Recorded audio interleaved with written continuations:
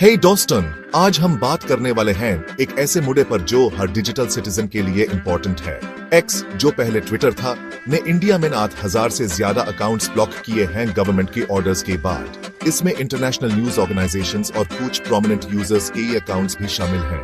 तो चलिए इस पूरी कहानी को डिटेल में समझते हैं।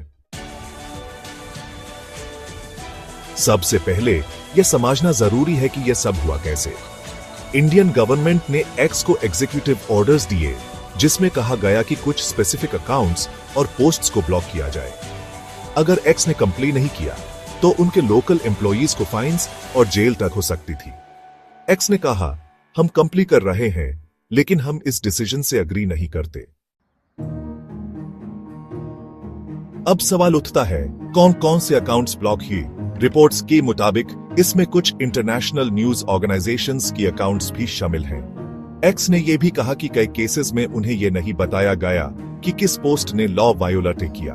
कुछ अकाउंट्स के लिए तो कोई एविडेंस या जस्टिफिकेशन भी नहीं दिया गया। यह सब लीगल फ्रेमवर्क के तहत होता है, specifically section 69A of the information technology act. इस सेक्शन के तहत गवर्नमेंट किसी भी कंटेंट को ब्लॉक करने का ऑर्डर दे सकती है अगर वो नेशनल सिक्योरिटी, पब्लिक ऑर्डर या फ्रेंडली रिलेशंस के अगेंस्ट हो। लेकिन ट्रांसपेरेंसी काफी कम होती है और अकाउंटेबिलिटी का सवाल उठता है। एक्स ने इस ऑर्डर को कंप्लाई किया, लेकिन उन्होंने अपनी डिसएग्रीमेंट भी एक्सप्रेस की। उन्होंने कहा, blocking entire accounts is not only unnecessary, it amounts to censorship of existing and future content and is contrary to the fundamental right of free speech. X ने लीगल एवेन्यूज एक्सप्लोर करने की बात भी की है। इस डिसीजन का impact सिर्फ ऑर्गेनाइजेशंस तक सीमित नहीं है, बल्कि आम यूजर्स पर भी पड़ता है। जब आप किसी प्लेटफॉर्म पर अपनी बात नहीं रख सकते, तो डिजिटल डेमोक्रेसी का कॉन्सेप्ट ही खत्म हो जाता है।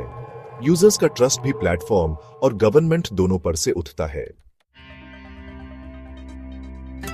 यह सिर्फ इंडिया का इशू नहीं है, ग्लोबली भी इस पर डिस्कशंस हो रहे हैं। डिजिटल राइट्स ऑर्गेनाइजेशंस ने इस पर कंसर्न एक्सप्रेस किया है। फ्रीडम ऑफ एक्सप्रेशन एक यूनिवर्सल राइट है और जब किसी कंट्री में इस तरह का सेंसरशिप होता है तो उसका ग्लोबल इंपैक्ट भी होता है। तो दोस्तन, यह थी पूरी कहानी एक्स के 8,000 से ज्यादा अकाउंट्स ब्लॉक करने की। यह एक कॉम्प्लेक्स इशू है जिसमें सिक्योरिटी, लॉ और फ्रीडम ऑफ एक्सप्रेशन के बीच बैलेंस बनाना जरूरी है।